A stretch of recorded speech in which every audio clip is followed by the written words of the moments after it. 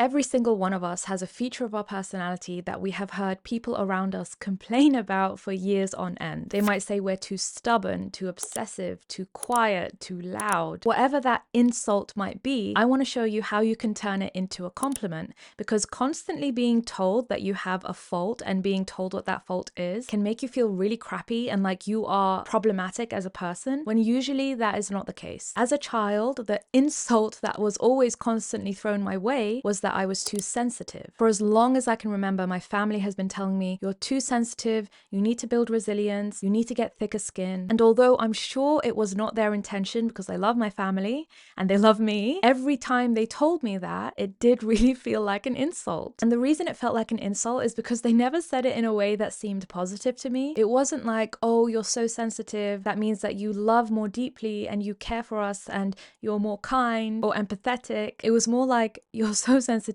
please stop crying, please stop feeling so deeply and being hurt so easily. It usually came from a place of frustration, and it was always painted in a negative light, and over time that led me to believe that my sensitivity was a bad thing and that I should do everything in my power to get rid of it. And a few months ago, shortly after turning 30, I heard that same comment again. You're a highly sensitive person. But this time, instead of feeling offended, I felt nothing. In fact, I even thought to myself at the time, that's totally fine with me, because I've learned to focus on the strengths that my sensitivity bring rather than just focusing on the weaknesses of it. And by focusing on the strengths of this particular personality trait that I have, I was able to free myself of ever being offended when someone said it to me. And now I truly see my sensitivity as a strength and not like something I should constantly be working to get rid of or to remove from my personality. So when someone tells me you're sensitive, I'm like, thank you, I own it, I am sensitive, and you as someone close to me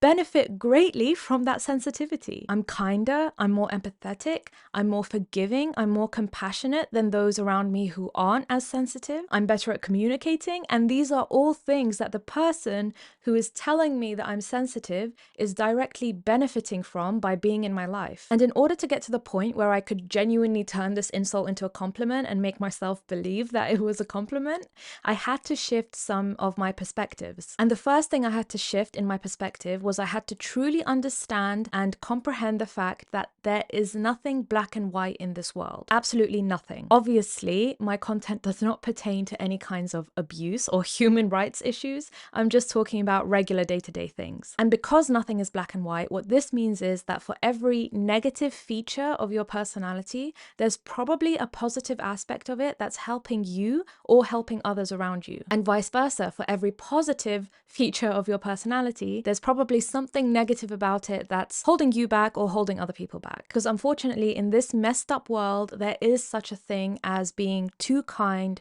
or too generous or too forgiving, which is crappy, and I hate that that's the case, but hey, that's just the world that we live in. If we look at an example like being stubborn, if you are always being told that you're too stubborn, then yes, that stubbornness might piss a lot of people off around you, but at the same time, what can also be happening is that you have a very strong value system. You have very high standards, you can hold your own, and you know where you stand in this world, and you know who you are, and you're not easily swayed by the opinions of others. And to me, I think that's really, really strong. Now, of course, in many cases, if this is obviously going a bit too far and you're really, really stubborn, then it can become more negative than positive, and it can piss people off, it can push people away. It means that you don't see anyone else's perspective, you always think you're right, and that can really get on people's nerves. But at the same time, you can also allow yourself to be aware of the fact that yes, there are aspects of this that are also positive. It means that if I have a value or an opinion, I'm not going to be easily swayed by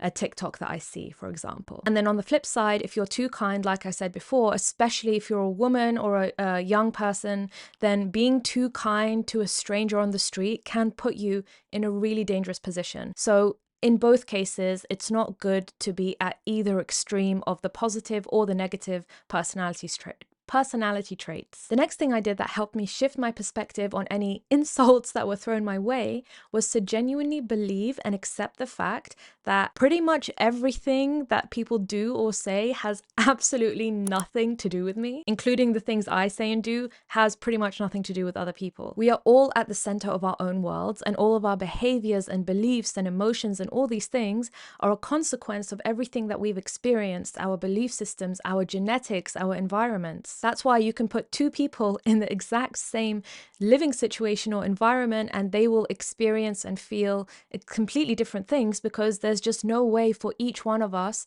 to behave and think and feel exactly the same way. We are all unique in that way, that we all have our own very specific value systems and belief systems and actions and behaviors and thoughts. So when someone catches me being triggered by something and maybe I start crying and then they tell me, oh, you're too sensitive, you need to develop thicker skin, I can no longer be deeply offended by this, because in that moment all I'm thinking is, you have a different perspective on this and this tells me more about you as a person and your experiences than it does tell me about me and my sensitivity. We both have completely different belief systems, experiences, genetics, things that are completely out of our control. I cannot feel offended by your experience of life. It's just your experience of life. Human emotions are so deeply complex, and to just simplify someone's emotion or reaction to something down to a single label like you're too sensitive or you're too stubborn completely ignores the fact of all the experiences and reasons why they may be the way that they are. And just because someone can't understand you or your personality, that doesn't make you weak or less than. It just means you have a very different set of beliefs and experiences than they do, and that's completely okay. And when you see it like that, when you see it in the way that everyone around you is literally just projecting their own lived experience onto the outside world, then how can you take offense to anything when everything that people are doing is just centered really around them and not around you? And the final thing that has really helped me not take insults to heart was learning that pretty much most of what we do, 90 to 95% of it, is subconscious. Most of the emotions and the behaviors and our thought systems and our belief systems, they are mostly subconscious. That's why it's so hard for so many of us to change, because we're not in as control of ourselves as we think we are. And I really don't want these points to be taken as me trying to promote this whole notion of I am the way I am, I can't change, like love me or leave me, that kind of thing. I'm not promoting that at all. I think we all have a personal responsibility to ourselves and to others to always try and develop ourselves and better ourselves in some way. I'm not saying that I've never tried to build mental resilience or emotional resilience because I'm too sensitive. No, I have, and I do continue to try and do that, and I see the value in it, and I see the weaknesses within sensitivity, for example, but I don't let it insult me so deeply that I hold a chip on my shoulder over it anymore. And despite knowing that my sensitivity has strengths, I can also value that reducing that sensitivity a little bit can help me become more resilient. It's always going to be a trade-off, you give a little bit of sensitivity away to gain some resilience, or you give some resilience away to gain a bit of sensitivity. And that might not be a bad thing, it might not be a good thing, and that's the whole point. This is not a black and white situation. It's just life. It's not good to be too resilient, it's not good to be too sensitive. And you need to find that balance in the middle. But at the same time, you can choose to find the balance without being really, really deeply offended whenever someone tells you that you're either one or the other. And this is just another example of why personal development is so important. You can watch my video talking about it here or here. I don't know where I'm going to put it. Otherwise, I hope you enjoyed the video, and I'll catch you in the next one.